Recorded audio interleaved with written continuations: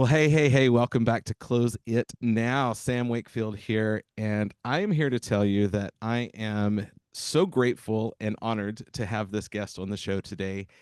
I read his book Disrupt You a few years back, and I was just telling this gentleman before we hopped on, started recording, that book has lived rent free in the back of my head for years now. Because every single time I'm thinking of innovations or doing something different, or if every single time I feel like we're getting in a rut, that book pops into my head and starts to inspires me to think differently. And I know you are going to love this guest today. There's also a new book that is out, which is exciting. I know we're going to talk about. And I'm just so honored to have you on the show today, Jay. This, for everyone listening, this is Jay Samit, a best-selling author. He has been the leading voice in innovation, in industry disruption for decades now. And I'm so honored to have him on the show. Thank you for joining me today, sir. Hey, pleasure to be here. Yeah, absolutely. So you were giving me a little bit before the show, which we're definitely gonna talk about future proofing you, which is of course the new book. But we always like to start on this show with give us everybody a little bit of your background story, highlight reel of how you got to where you are, why should they listen, etc. And just kind of throw us a little bit of your life journey here. So I bought into what parents and teachers told you, which was get good grades and live happily ever after. Um, Turns out that's not true. And most people want you to go and get a steady job, a reliable job. Well, 90% of the original Fortune 500 companies are gone. Hmm. Okay. So there is no such thing as a safe job, a safe career. Hmm. Okay. And so it isn't that security robs ambition, it's the illusion of security that robs ambition. Sure. So I got out of school during a recession and no one was hiring. And I had two sons when I was very young. And short answer is I didn't set out to be an entrepreneur. I didn't set out to change the world. I set out to make sure my kids had a better life. And I Hmm. think we all share that in common. And during my journey of building companies like that no one ever heard of before, but eBay and LinkedIn and all these other ones, and working with some of the most famous names across the world, and you wake up and dozens of friends have become billionaires. That's with a B, and you Hmm. go, wait a second, these people aren't smarter than the average person. They didn't go to the right schools, come from the right family. What are they doing differently? And if you really want to feel like crap, a self-made billionaire is made every 17 hours. Holy moly. So I don't know what you did yesterday, but you're a slacker. Um, and they're coming younger. You have self-made billionaires in their 20s. So what are they doing? How are they looking at life? And what I learned is it can be taught. Hmm. And so Disrupt You was to break down the world. There's nothing in it that when you read it, you go, oh my God, this is rocket science. What's the theory behind this? No, this is the common sense stuff that isn't taught to you. Hmm. What we're taught was enough reading and writing to go work for somebody else. And the second you're working for somebody else, what you really are doing is making someone else's dream come true. Right. So if you really want a wake up call, the very first thing, and I say this, I speak all over the world, I say this to large crowds. I'll be saying in San Antonio this week. Are you living life or just paying bills until you die? Hmm. And that's a gut punch for most people because they Yeah. can't get out of that cycle. And so I figured it out. I then started as a way to pay it back, teaching it at the university level, at the largest, I'm not an engineer, but the largest engineering school in the country. And I, a student do $100 million in a semester. Now, this isn't investing with capital. This is starting from zero. Sure. So it can be taught. And then, as I told you before the show, one of the joys, if you have a book and you absolutely write it, that I didn't expect is getting emails from people all over the world. My Hmm. books are in a dozen languages. I didn't write thinking, how can I help people in Thailand? What do I know about the Lithuanian market? Right. Um, but it turns out we're all the same. And so I love that. And one day I got an email from a millennial that had read the book and said, this is all fine and dandy, but I could never do it. Hmm. And I'm like, why? And I take the onus on me. Sure. Maybe I don't know how to communicate to this newest generation. So I came up with this audacious Pygmalion-like experiment. What if I take a homeless immigrant, mentor them 1 day a week for a year, give them no cash, no business contacts, no capital. They have to come up with a business that takes $0 and 0 cents. And spoiler alert, if you're going to read Future Proofing You, he went from homeless to self-made millionaire in under a year. And this has been repeated and repeated. And these aren't get rich quick schemes. These are work your butt off, but work smart. Right. Right. And so that's what I'm about, is paying it forward. Because here's the little thing. You're not selling a product, Mm-hmm. no matter what business you're in. No one ever went into a hardware store to buy a quarter-inch drill bit, because they wanted a quarter-inch drill bit. What they Mm-hmm. wanted was a quarter-inch hole, right? So you sell solutions. Mm-hmm. If you can solve something for 5 people, you have friends, solve for 1 million, you're wealthy, solve for 1 billion, and you change history. Wow. And you're 1 click away on your phone from 6, 7 billion people, Mm-hmm. which means you only have to be right for a nanosecond to make millions of dollars, Uh-huh. right? So why aren't we doing these things? And it doesn't matter what field you are. And in Future Proofing You, I wanted to break down some of the myths that I didn't talk about in the first book, such as higher IQ don't end up being wealthier. Sure. Going to better schools or college graduate doesn't make you wealthier. And in many of the trades today, there's actually shortages of people because somewhere along the line, society put a value on one type of background Mm-hmm. and not another, Exactly. right? Good luck not having a plumber, okay? I spoke to the organization that maintains the power grid, the guys that climb up the lines and run all these utilities. Mm-hmm. You know, that's a job that starts at $150,000 a year, and they can't find people. Right. So we need more people solving problems. Mm-hmm. And you don't have to have a high-tech background, but you're going to use technology.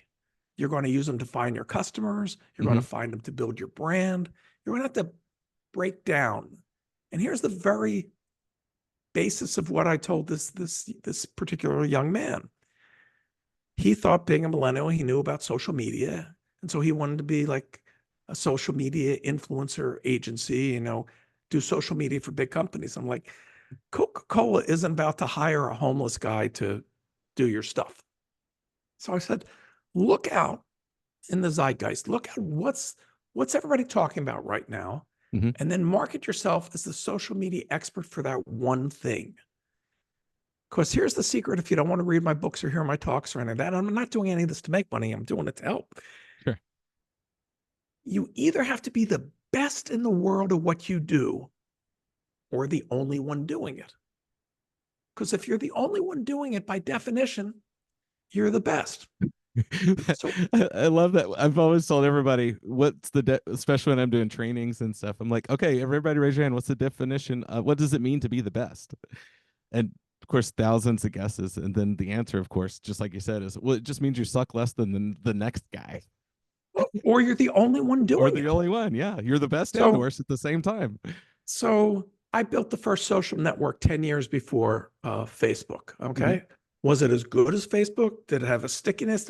No. Was it the best in the world when I did it? Yes. Mm-hmm. We use Zoom. If you look back, this technology was invented by another startup of mine called Ubu. We didn't have a pandemic to make it popular, but we got to 100 million users. Sure. I mean, everything that I've been involved in was just trying to solve a problem. Mm-hmm. And most people aren't thinking it. And right now, AI changes everything. You read Disrupt You, and I said by the end of the decade, half of all jobs will disappear. And Right. people go, you're nuts, you're nuts. I spoke at Davos in Switzerland this year, and the head of the World Monetary Fund, these are people that have tons of researchers and know what they're talking about, said 30% of the jobs on the planet will be disrupted in the next 2 years because of AI. Yeah. So we can understand self-driving trucks replace truck drivers. That's the number one job on U.S. tax returns, someone driving a vehicle. But now AI replaces accountants and lawyers and middle management and copywriters and photographers and graphic artists. And that's a whole lot of people that are going to be struggling. Mm-hmm. But during that process, there's a tool that you can use that's basically free that can make you 10 times more powerful than your competitor who's not thinking that way. Right. And you're trying to find new business, you're trying to find repeat business, you're trying to build customers. What we're talking about is data. Mm-hmm. Okay. The world and big companies. I've run companies where I've had 250,000 employees. 249,000 of them have nothing to do with making money. Sure. Okay, they're a cost. Uh-huh. But they're drowning in data, but have no insights. Mm-hmm. So it's not anything other than knowing what you're solving for, knowing what you look at. There were two guys sitting in traffic in Tel Aviv. Now, I'm from Los Angeles. We own traffic, okay? Right. Let little countries say all that they want, but they own it. But it bugged them. They were stuck in traffic. And they're looking and they're going, wait a second. The phone company knows where my phone is. It knows where that guy's phone is. So there's a way of telling that guy to make a left and me to make a right and no more traffic. And that was the basis of all the guidance systems that we now have in cars. Mm-hmm. That one insight. And there are dozens of them. One of the simplest ones that just like shows that anybody, you're a parent, it's the middle of the week, it's 8 o'clock at night, Mm-hmm. and your child has to make some poster board, sign for their school project the next day, and they mess it up. Sure. And they're going, Mommy, Daddy, please take me to the store. I just need one more sheet. Blah, blah, blah, blah, blah, blah. So this mom did that. And the next day she's having coffee talking to her cousin on the phone. Goes, why don't they make poster board with lines on it so kids can write stuff straight? We're not talking rocket science here. Mm-hmm. She knew nothing about any of that, but she was smart enough to know to get a patent. And so she went to the second biggest poster board company and said, I'll license this to you. You've watched Mr. Wonderful and Shark Tank. Mm-hmm. Licensing is easier than building a business. And she became a multimillionaire. Still no employees, still just opens the mailbox and a check comes in. Mm-hmm. Solve a problem. I love this conversation so much. In fact, one of the questions that I had written down here for you, which this is a perfect segue for it, thank you for those stories, is I was reading that, of course, you've got a formula for helping people recognize opportunity for innovation within the industry. And of course, we're seeing that right now. That everyone is, how do we constantly be innovating? But especially in our trade, it's such an old trade that things have been done the same way for so long, quote unquote, that Every the trade's an handful old of trade. innovators are the ones that, and you're right, every industry's What's the like world's that. oldest profession? Okay. Yeah, absolutely. Sales, right? No. No? Prostitution. Oh, of That's course. and yet this year, OnlyFans made more money than all the NBA players. Mm-hmm. I'm not commenting on anything. I'm just saying anything can be innovated. Sure. Okay. Follow the money, right? So here's the formula that you wanted me to share. Today, not tomorrow, because the sooner you start, the longer you can enjoy your success. Write down 3 problems in your life. Everybody's got 3 problems. I was in traffic, whatever it might be. But you have to do this for 30 days. And here's what happens. The first couple of days, oh God, I've got problems. By day 3, most people tap out because we live in autopilot and we don't see problems, okay? And in a line trade to the audience, and I ended up joining this guy's board. It was a reader and it was brilliant business. He was a roofer. And they climb up the ladder and they work on the roof. Mm-hmm. I'm not a roofer, but I think that's basically what they've done for thousands of years. And to get insurance claims to pay for the stuff, some guy from the insurance company in a suit and slick shoes climbs up the ladder and has to do this too. Yeah, they fall, they get hurt, whatever. And the guy's looking at Google Maps one day and says, wait a second, every roof is on the map. Can I figure out, he's not a mathematician, because there must be some way to turn that into how many square feet it is. So you can do an estimate, the insurance company can estimate, everybody can do this automatic. And he started a company and it was very, very successful, Mhm. right? He wasn't an engineer, but you know what? Either was Steve Jobs, okay? You can hire people to do any of these things. And if you don't have money, you can hire them with equity. You can give Mhm. people a piece of the company for working on it. The only two things you need to have that can't be hired are insight, which I can teach, and persistence. Mhm. So most people give up before they're successful. They are embarrassed that they failed at something. Well, guess what? You don't become successful without failing. Mhm. When you fail, one of two things happen. You either learn or you earn, but either way, you're better off than when you started.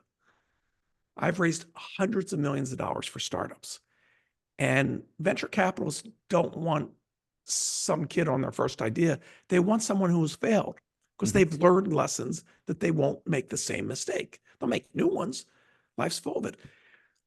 But so there's a difference between failing and failure. Mhm. Failing is learning what doesn't work. You know, the old Thomas Edison, 1,000 tries at the light bulb or whatever. Failure is throwing in the towel and giving up. Mhm. And you'll never know how close you are to success if you just stop. Right. And so it's about having a positive mindset. It's about thinking differently. Mhm. Um, if you want something that's going to sound like I'm a hippie tree hugger, but it's based on science, when you get up in the morning and shave or put on your makeup or whatever, and you're looking in that mirror, say two things to yourself. Today can be better than yesterday. Say them out loud. And I have the power to make it so. Mhm. And what happens is your brain actually hears what you say. It doesn't assume that you lie to yourself. And so it lights up your synaptic nerves.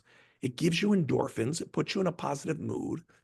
People with a positive mindset complete more sales, Mhm. have better relationships, have better sex. I mean, your whole life becomes better. And we know this because we've all worked with the person that wakes up with that cloud over them. Mhm. Every day they come in and, oh boy, and I tell you about, they wouldn't see opportunity if it hit them in the face. Mhm. But the person with the positive attitude will always find something. So it isn't that, yes, there's luck, there's all kinds of things. But if you're not in the right mindset for this, so take this young kid that I mentored. His name was Vin. I realized he had a whole lifetime of I can't do it, I can't be. His parents weren't, his whole social strata that he came from, Mhm. no one had ever done anything. So he Sure. didn't believe it was possible. Right. So Yeah, if his I was belief going to, system, his social, everything, the way he's been programmed, right? right. So if I was going to change him in a year, I had to hit the ground running. Uh-huh. How do you change a person's mindset instantly? And there's a psychological principle called the Pygmalion effect. A Mhm. professor went to a school, tested all the elementary school kids, and told the teachers 6 kids were going to be super learners. They were going to outlearn and outgrow all the other kids in the school that year. And sure enough, at the end of the year, those 6 kids outperformed everybody. Mhm. Fun fact, the professor lied. He tested everybody, but then he pulled 6 names out of a hat. But if you tell people they're special, you end up treating them special and they become special. Mhm. So my first meeting with Vin, I told him I had interviewed over 200 people, and he was the only one that had all the attributes to be a self-made millionaire. And he didn't actually believe it, but he said, if this old guy sees it, I'll play along. Sure. Give it a And by the try. end of the first month, when he had made like $70,000, he could have flown to Europe without a plane. Okay. He was unstoppable from that point. When in fact, he was the only person I ever interviewed. I realized I had to do it with the first person I meet, or otherwise it's like, okay, I'm going to pick somebody random. Michael Jordan, come shoot hoops for me. It, Yeah. it wouldn't be a fair experiment. And what really amazed me in his story is midway through the year, Something happened to his business that could not have been predicted, wasn't his fault. The rules had been changed.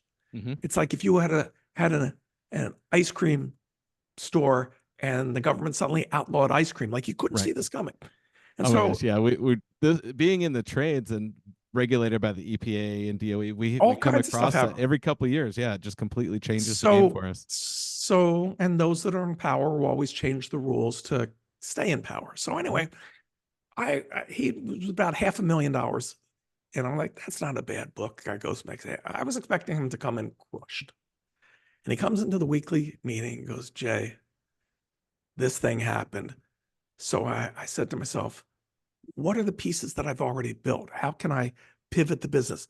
And without missing a nickel in revenue, he was on a new revenue path and just kept on going. I was like, I'm not worthy. This was incredible. That's But it's awesome. all comes down to mindset. You know, Mm-hmm. why is it so many poor immigrants can come to our shores and exceed? One Mm-hmm. out of three Fortune 500 companies was founded by an immigrant or first generation child. And the reason is that isn't a random selection of people.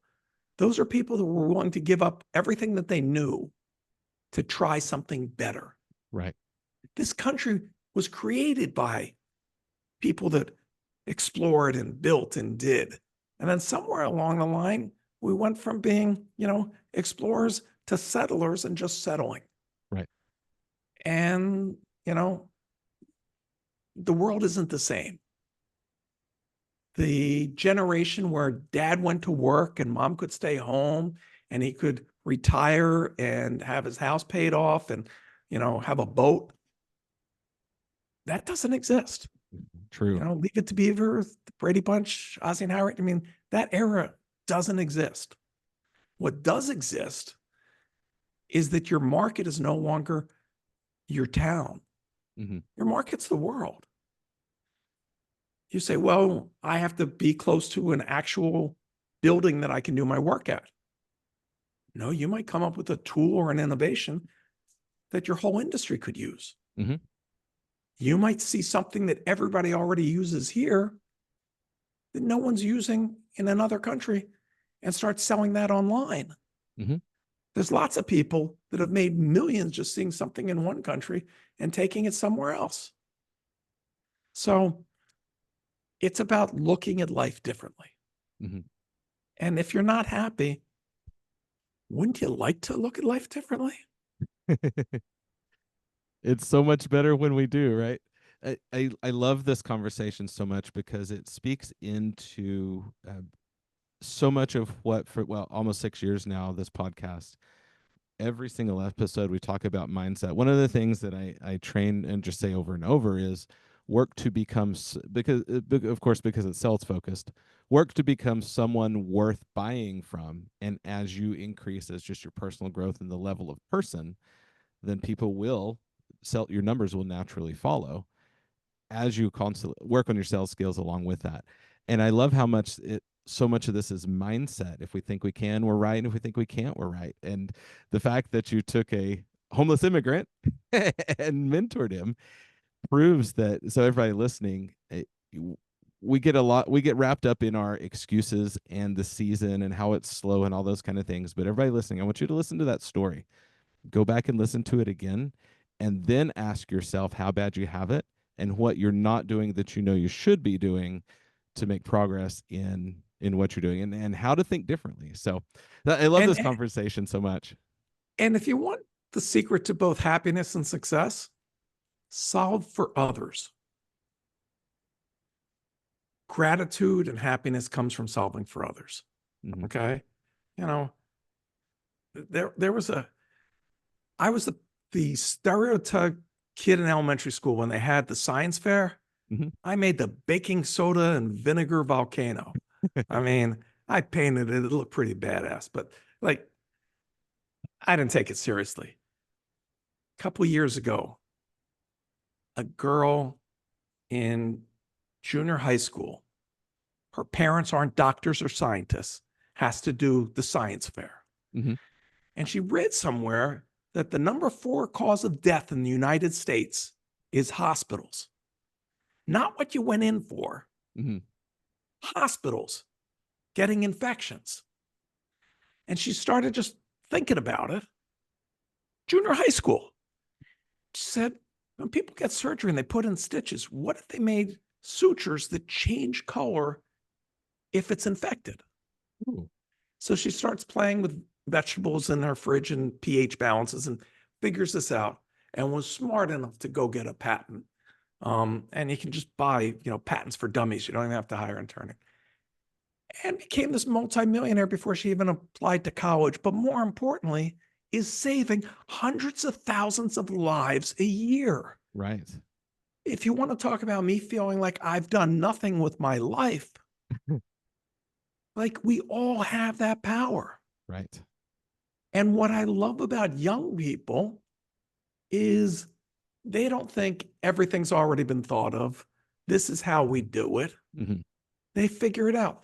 Bill Gates used to say, and I love this line, hire lazy people. They'll find the shortest way to get something done. And he's right, Uh-huh. you know? And so there's so many ways to just change how you're doing it. Right. Calling someone up to ask if they want to buy a service is not going to go anywhere. Mm-hmm. Sure. Because how does that differentiate you from anybody else? What prior thing did you solve for that person's life that has nothing to do with the problem at hand? Mm-hmm. How can you be part of that community, that environment, that whatever, Right. so you're top of mind? I mean, all these things, I don't care if you're an attorney or, you're a tradesman. That's how you have to look at things.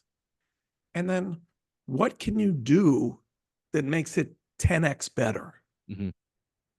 Um, I only take board seats at this stage of life in companies that I believe change the world for the positive.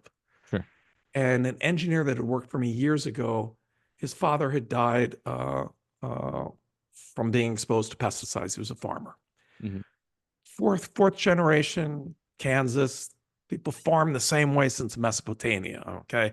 Except Yeah, they do. nowadays, about 100 years ago, somebody figured out the best way to grow food was to slather it in cancer causing chemicals. Right. And Mm-hmm. that's all the food we eat. Why? And he said to himself, why do we put pesticides and herbicides on plants? Well, you do the herbicides to stop weeds from growing there faster. What if we made little robots that go up and down row crops and just cut the weeds off? No more poison. Farmer makes more money for organic crops. Mm-hmm. We don't die, and the runoff doesn't go in the Gulf of Mexico and kill all the fish. Right. And today, that company's making these little robots. Like, it really is that easy. Mm-hmm. Now, are the steps from I got an idea to making it happen easy? No. But if you don't know where you want to be in 5 years, do you really think you're going to be anywhere different? Absolutely not. See, the key to a journey is not to know all the steps when you set out. It's to have your North Star. Mm-hmm. This is what I'm trying to do. If your kid wants to become a doctor, okay, I guess I got to get good grades. I guess I got to take these science courses. I guess I got to be pre-med. I guess I got to go to a med school. The path is pretty laid out. What's the path for being a millionaire? What's the path for making multi-generational wealth so your kids and grandkids don't have to worry? I started my kids real young with, I never asked them, what did you learn at school today? I would ask them, what problem did you solve today? Ooh, better question. I helped somebody do something, right? What problem do you want to solve when you grow up? It's not what do you want to be, right? Mm-hmm. Don't know if it's a true story, but John Lennon used to tell a story. Somebody asked him, his teacher asked him as a kid, what do you want to be when you grow up? And he said, happy. And the teacher said, you don't understand the question. And he said, you don't understand life. Yeah. If you want to be happy and successful, it comes from having this mindset of solving things. Mhm. All the other pieces fall. I've had hurdle upon hurdle. I have failed more than most people will ever imagine. You know, most people go, how did you do all this stuff in one lifetime? It was like, I really didn't have a choice. Nobody was going to hand anything to me. Sure. You know, I left home as a teenager and never looked back.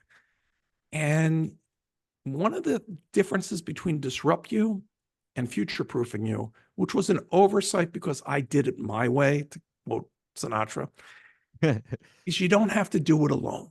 Mhm. Find a mentor, find a series of mentors for each stage of your life, Mhm. because it's the mentors that shorten the journey.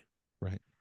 And lots of people that have learned lots of things would love to be validated that their knowledge helps and help the next person. Mhm. And so, I show people how to find the right mentor.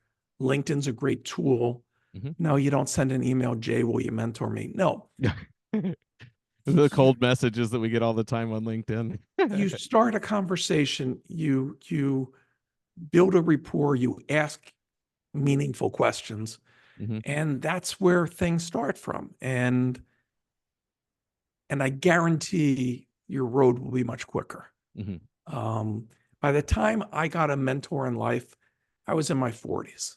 Mhm. I was already successful, but I went to a whole new level of life when I had somebody, it was Richard Branson's original partner, that opened my eyes to just different ways of how the world worked. Mhm.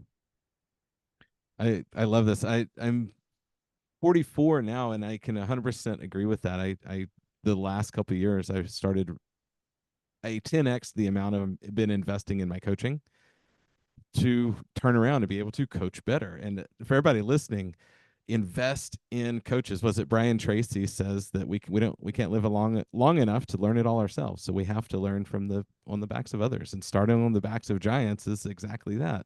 Hiring the people that have been there and done it to compress time for you. I'll give you a great example. Bill Gates was wet behind the ear and was the richest man in the world, right? Mm-hmm. Like his mom said, you really need to go meet Warren Buffett, who was one of the richest guys in the world. He Mm-hmm. was a generation older or whatever. You don't know how to live like that, Yeah. right? It was a legitimate question, more money, more problems. Mm-hmm. And they became lifelong buddies. I mean, the idea that two of them sitting in McDonald's having hamburgers together still blows my mind, but Right. that's what they do. Uh-huh. Um, uh, so yeah, everybody can learn from somebody. I Mm-hmm. mean, Mother Teresa had a mentor that set her on her path. I mean, and if you hear what I'm saying, money is a byproduct. Mm-hmm. What I'm trying to do is make a better world, and governments don't make the world better. Correct. Entrepreneurs make it better. They solve problems. Mm-hmm. How great would the world be if 1 billion people were focused on solving problems? Right. We got a lot of problems, and humanity is great at making new ones. Mm-hmm. So that's my mission, and I got to tell you, it's been the most rewarding decade. We're coming up next year will be 10 years since Disrupt You first came out, Mm-hmm. and the journey it's taken me on around the world, the people I've gotten to meet, the governments I've mentored in changing their policies, the companies that have turned around. It's amazing and exhilarating because I get inspired by what others are doing. Mm-hmm. I love this so much. Can we do something super quick? There was a Sure. story. I just want to just turn the corner here. There was a story in Disrupt You because, as you can see, the guitar's behind me. Musician. So I want to ask you about the Soundgarden story when you were first showing off the digital video um, puzzle game. Oh, so I Would you th- mind recapping that story for us a little bit? so I'm pretty sure I know the story. If I'm going down the wrong path, cut me off. Sure, sure, sure. So Yeah, it's like backstage and you're yeah. demoing it, and So anyway, so I'm old. Okay. I'm old enough that I worked on some of the first video games. And at one point, my little startup had 6 of the top 10 video games in the world. We're talking a long time ago. So anyway, Back then, video games sounded like this: beep, beep, beep, boop, boop, boop. And sound cards were now going into PCs so they could actually make real sounds. Mm-hmm. And it took me about a split second to say, we could have real music. And I made a puzzle game that scrambles up the video and you put the video back together. And I wanted it to be timed, like more pieces, but you only have so much time. And Mm-hmm. it took about 3 seconds. Again, we're going back a few decades. Popular form of entertainment then was music videos. What if it was music videos that are scrambled and you have Mm-hmm. to do it?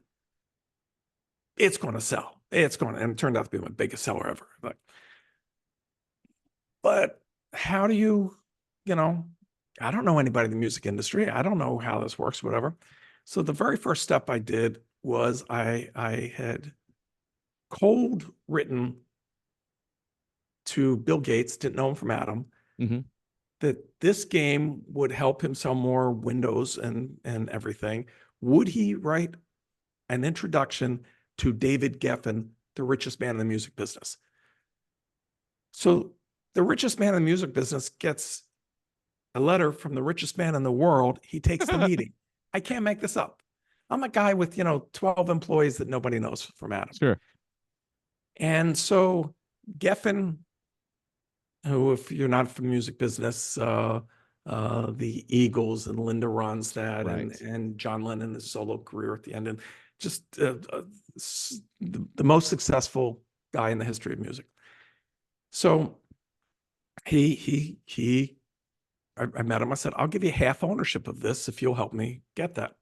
So we went around to the various bands. And back then, to demo something, you had a big PC, a big heavy monitor, Mm-hmm. keyboard. You had a bunch of stuff.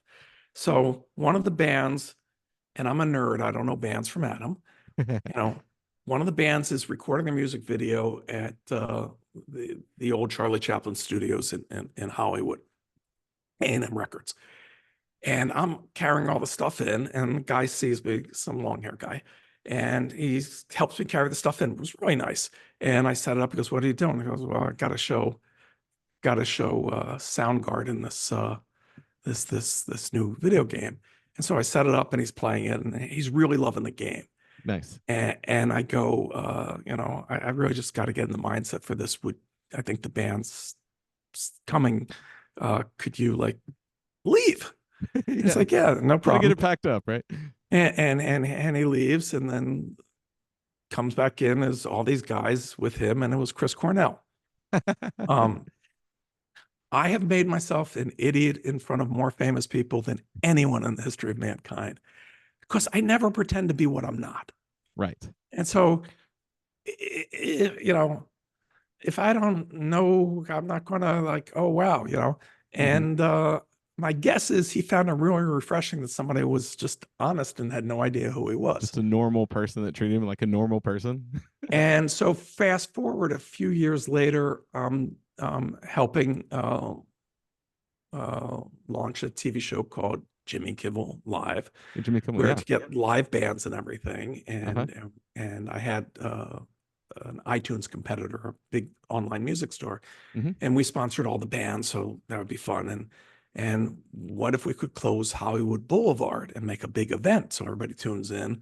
And Chris Cornell came and did that. I mean, it's just back to if you solve for people, if you Mm-hmm. do, you know, Aerosmith, who I did know who they were. I obviously had never met them before.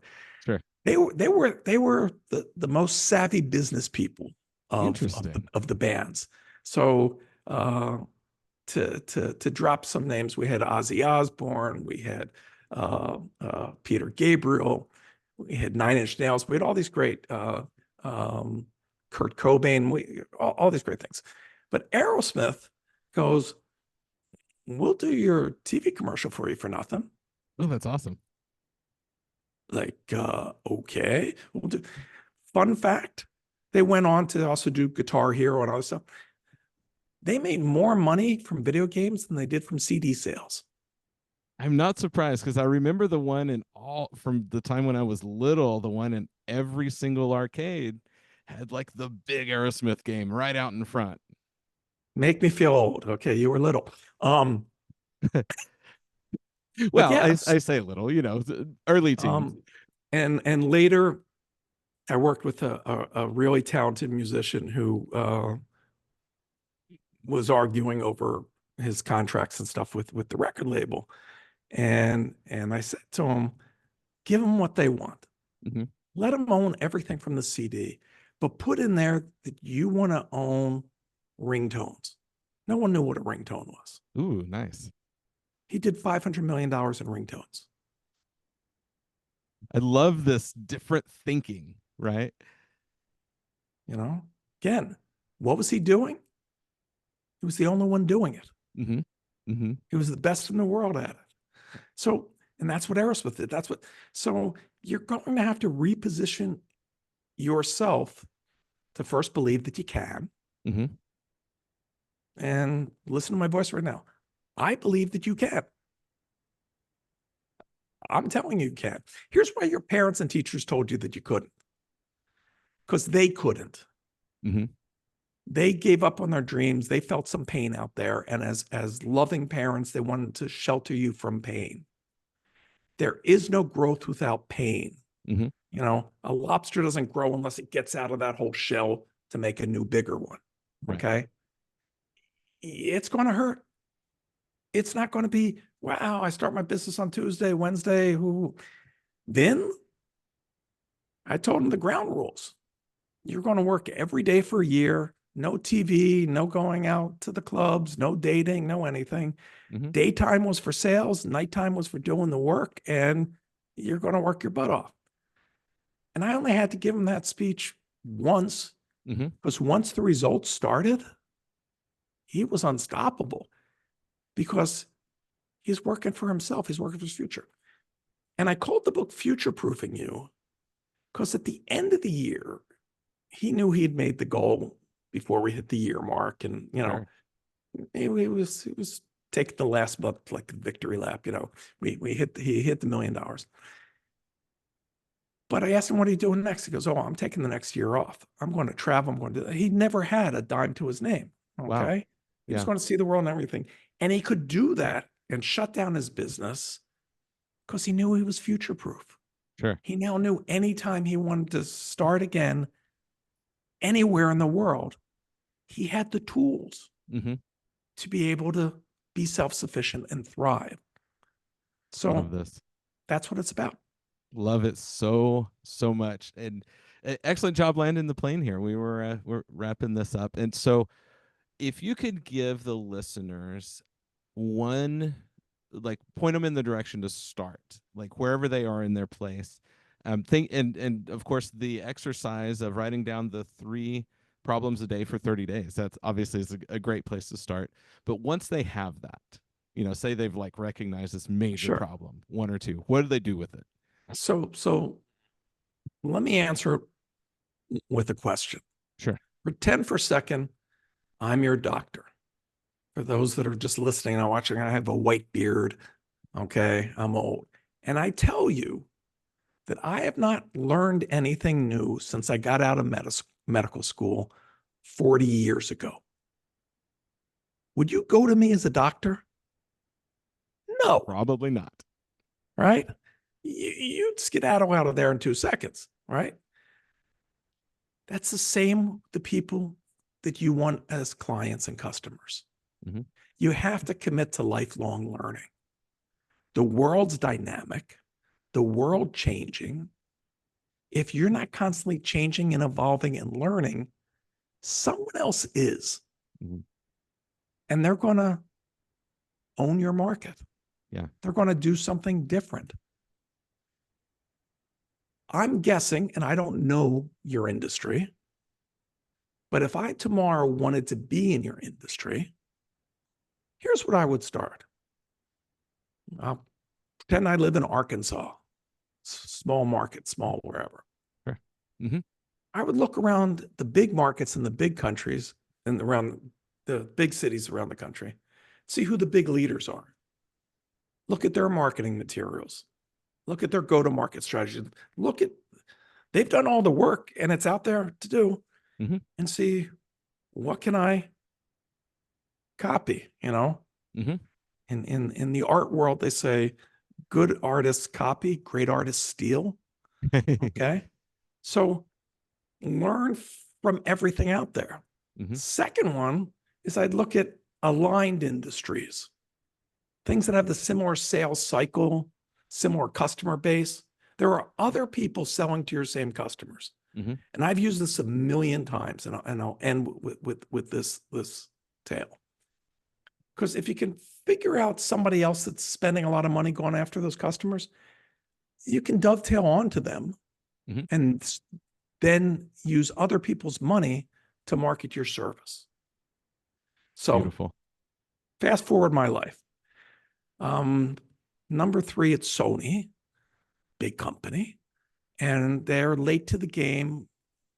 They used to have the Walkman and own the world, and the iPod ate their lunch. And Hmm. they're going to compete with iTunes, and we're a year late. And Steve Jobs is the world's greatest marketer, and Sony is in 1950s marketing. Here's the weight of the device. Here's the battery life. I mean, nothing sexy. Hmm. So I have to figure out, how do I launch my store? And I know that the competitor is spending $100 million a year advertising iTunes, and my budget is slightly above $0.00. So I stopped to myself. I said, who out there is going for the same market, the same demo? And Hmm. to make the story short, I ended up with two candidates. One was McDonald's. I saw the McDonald's year over year sales had dropped for the first time ever, and they were in trouble, Hmm. and they felt that they were in trouble. So anybody that has a problem and I can solve it, what does that have to do with selling music? That's all I had to do, make the Venn diagram. Here's a Hmm. hamburger. Here's my music download. What do they have in common? Buy a Big Mac, get a free track. Sure. Fast forward, McDonald's spent millions doing a great TV commercial all over the place. And thank you Uh, for those, by the way, because I yeah, listened to plenty of those tracks over the years. Justin Timberlake in the TV commercial because his boy band had just broken up. And I mean, every favor I could figure out of different things to Uh-huh. make this thing work. And we had 20 million customers our first day online because McDonald's is a marketing machine. Yeah, absolutely. That's what they do. The other one that I went after is United Airlines had filed bankruptcy. People stopped flying. People stopped making that the place to get their bonus points and everything. And they were about to come out of bankruptcy. How Hmm. could they announce that to the world that they were back and whatever? So again, stealing. Richard Branson had a great idea once of do a concert in the sky with Virgin Airlines, and the FAA said he's not allowed to. I won't tell you why, but anyway. But I figured United has more pull. So I went to United and said, what if we do a concert in the sky announcing that you're out of bankruptcy? And we shot Sheryl Crow, did a concert from Chicago to LA. We filled the plane with press, 6 camera shoot, Hmm. edited on a laptop in first class. So when everybody got off the plane, they got a DVD. We led all 3 evening news. Okay. That concert video played on in the flight, all their flights for a month. And we drove millions and millions of people to our store. United wrote the check to Sheryl. Sheryl had 2 requests of me. I love Sheryl. One, when she got off stage, there better be 2 pizzas, right? When she lands. Like, gotta love that. That's an easy Um, one, no problem. Any woman that loves pizza has my heart. Okay. Right. Number two, could she have a TV? Okay. I think Sony can afford to give her TV. Yeah, probably So so. it's that easy. Hmm. And once I had shown that pattern to somebody that worked for me, my protege, he repeated that with over 200 different corporations. Wow. You know, what's a company that has a product going after somebody because people that listen to music happens to be a pretty wide demo that we could zhuzh up and improve their brand Sure. and get attention. And they're already spending that same marketing money. Hmm. I'm just now part of the message. I mean, if you had the money to do a TV commercial, you couldn't hire the director that would want to do for McDonald's. You No. couldn't hire that level of ad agency excellence. They're working on the big accounts. Mm-hmm. I mean, this commercial, and I hope YouTube hasn't taken it down. I put it up years ago when the book came out, but it has a guy sitting in a traffic circle, where the traffic goes around in a little park in the middle, and Mm-hmm. he starts taking his Big Mac like he's a DJ and moving it back and forth, and the traffic moves back and forth, and the flights of birds turn into music notes on the line. I mean, this thing was amazing. I remember this commercial so vividly in my mind, and I haven't seen it since it aired. So I'm living proof that it accomplished exactly what you were wanting, $0 and because I zero remember it cents. from that many years ago. So we'll end this interview with focusing on three letters: Uh-huh. OPM, other people's money. Love it. And so for everybody listening, think of all of the different ways. And clearly, home services, there's so many companies that market and sell to the exact same demographic. How can you partner with them? That random example, I had a friend years ago that had partnered with, there was in tiny town, there was a company that did both pizza and donuts, so they could hit the entire 24 hours of the day. They stayed open late and they got up early and just hired for it, so it was cool. And so the company that I was was actually kind of business coaching back at the time, and he was this is back when the device repair companies were just really starting, so repair broken phone screens and tablets and all those kind of things. So he co-branded with this company. He was like, tell you what, I'll pay for, you need to buy new boxes, I'll pay for your new boxes, put my logo right on the top right next to yours. And sure enough, man, it was one of the biggest ROIs that he's ever seen. I know this is a completely different example than the ones you gave, No, it's but it's I want to it's the hear same I want to hear the example. audience to hear a very super simple one too, and just all the different ways we can work together with people. There's always a solution. I don't remember which book it was in, so if you already know the answer, then it's not as much fun for your audience to play along. I'm going to tell you how somebody raised some money for their company, and you tell me what the company is. Sure. It was a presidential election year, and there was going to be the big Mac World in San Francisco, tons of people coming in. So they set up a table outside selling, they made fake cereal boxes that they printed and put cereal in them. Obama O's and McCain O's, or whatever, two cereals, Sure. and a sign, which will sell the most. So every rabid fan of one candidate or the other, sold them out as much as they could do. Sure. Major competition. What was the business? I have no clue. Airbnb.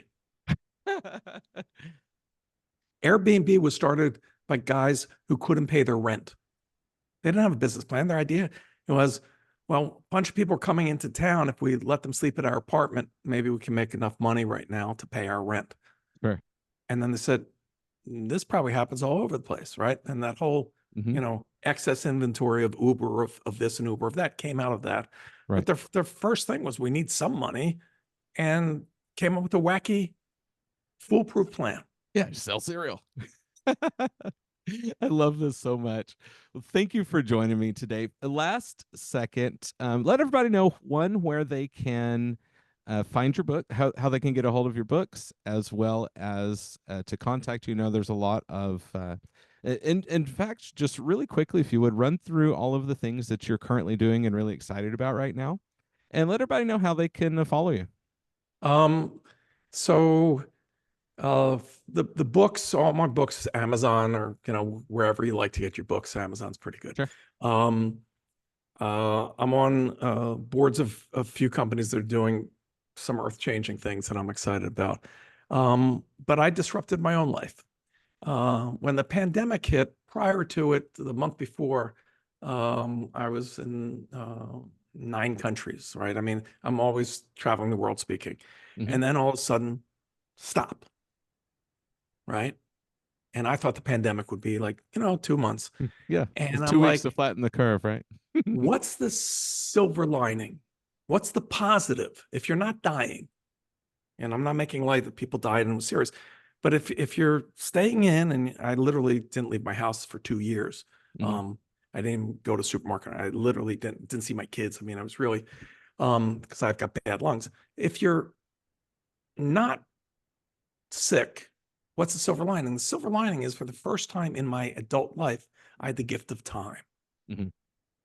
I wasn't on airplanes every day. I was running around. And one of my personal passions is I paint.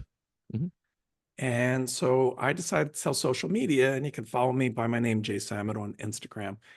I would put up a painting a day of just what I was missing. Mm-hmm. Live music, the family. What That's the sole reason to keep me from going insane. Sure. And because I enjoy and now have this ability, and I would get better and better by spending the time. And art agents discovered me, art galleries discovered me, collectors discovered me. I now paint close to full time. Um, I just shipped off two paintings this week that were bought by uh, uh, somebody in Washington, D.C. I have collectors in 17 countries. My stuff is my commentary on how we interact with technology in life. So Mm-hmm. it's fun. And so I'm just having fun doing that. I'm not doing any of this. The Mm-hmm. books, you don't make any money. I'm doing that to help. Sure.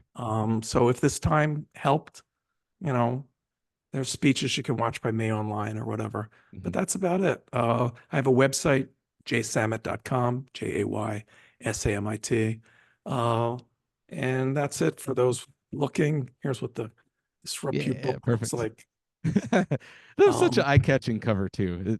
That's what grabbed my attention years oh, I ago. It's fought the for that artwork. cover. Good. I, I'm glad to hear I, that. yeah. Um, Anything that you do in life, you want it to be the best it can be. Mm-hmm. So everybody thinks of writing a book, and maybe it's the greatest thing they ever wrote. That's the least time consuming part of writing a book. Publishers literally print it and ship it. Sure. And it goes on a shelf in a store that has 40,000 to 90,000 other books. Mm-hmm. So it's figuring out how to market, figuring out how it stands out, Sure. so I did a deep dive and went to talk to other authors that had paved the path before and learned tricks and tips from each of them, and Mm-hmm. you know, beat the odds. And then you get to a certain level of success where people go and buy it for their friends, or, you know, I mean, I had a touching letter from one person that really moved me. Um, a woman in her 50s had lost all her money starting a business, Mm-hmm. and she called her daughter to say goodbye because she was going to commit suicide that day. Oh.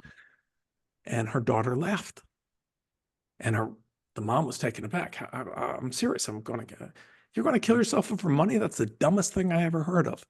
Mm-hmm. And the daughter went over to her mom's house and gave her my book. And the Wow. mom was writing to say she started a new business, she's successful, and I had nothing to do with that. Saving lives, though. But boy, what a difference we can each make. So I love it. Well, thank you for sharing your story. The message is the key that unlocks somebody else's prison, and I stand by that wholeheartedly. So I'm grateful for to you and for your books, because what I'm doing is exactly that. I recognized a hole in my industry and no one else was so specifically focused on it. So that's why I started my company in February of 2019, about the same time that you were talking about that month before COVID time.